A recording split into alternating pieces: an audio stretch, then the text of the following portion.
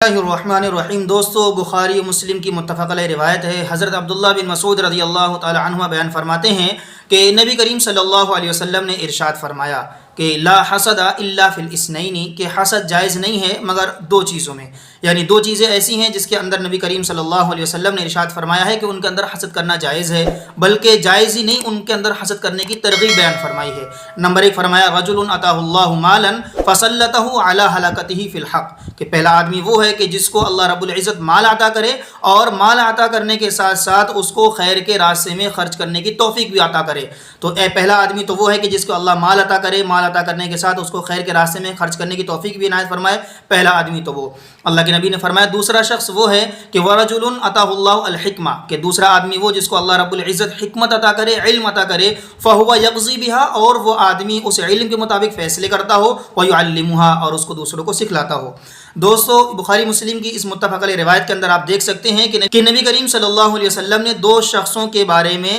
صرف حسد کرنے کی اجازت ہی نہیں دی ہے، بلکہ ان کے اندر ترغیب فرمائی ہے کہ ایسے دو شخصوں کے بارے میں حسد کرنا چاہیے۔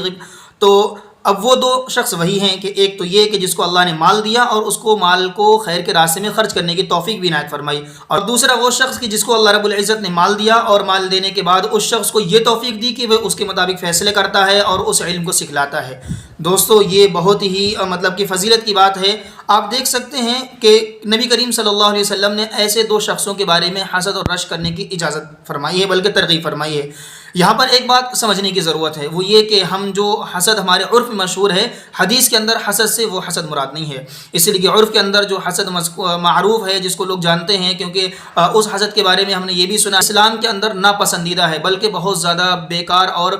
نچلے درجے کی بات ہے اگر کوئی آدمی کسی شخص سے حسد کرتا ہے۔ تو یہاں حدیث کے اندر حسد کی جو اجازت دی جا رہی ہے، اس سے غبطہ مراد ہے، یعنی اس حسد سے حدیث کے جو اندر حسد کا لفظ استعمال ہوا ہے اس سے غبطہ مراد ہے، اور دونوں کی ڈیفینیشن میں فرق یہ ہے کہ حسد کہتے ہیں کہ کسی کی نعمت کو دیکھ کر کے اللہ سے یہ تمنا کرنا کہ اللہ مجھے یہ نعمت عطا فرمائے اور اس کی نعمت زائل ہو جائے، یعنی سامنے والے کی نعمت کو ختم کرنے کی یہ امید بھی رکھنا، اس کو حسد کہا جاتا ہے۔ اور غبطہ یہ کہتے ہیں کہ اللہ رب العزت نے اگر کسی شخص کو نعمت سے نوازا ہے تو اس کی نعمت کو دیکھ کر کے صرف اللہ سے یہ امید کرنا کہ اللہ تعالیٰ مجھے یہ نعمت عطا فرما، تاکہ یہ جب مجھے نعمت میسر ہو جائے اس کو میں صحیح طریقے سے استعمال کروں اور تیرے راستے کے اندر خرچ بھی کروں۔ تو یہ غبطہ ہے حسد میں حدیث کے اندر، اور حدیث کے اندر حسد سے مراد یہی غبطہ ہے، یعنی غبطہ کرنے کی اجازت ہے، بلکہ ترغیب دی گئی ہے کہ اللہ رب العزت مجھے مال و دولت دے اور اس مال و دولت کو میں اللہ کے راستے میں خرچ کروں، اللہ رب العزت مجھے علم عطا فرمائے، اللہ رب العزت میں دینی باتوں کو سیکھنے کی توفیق عطا فرمائے اور ان کو دوسروں کو سکھلانے کی توفیق عطا فرمائے۔ یہ بہت ہی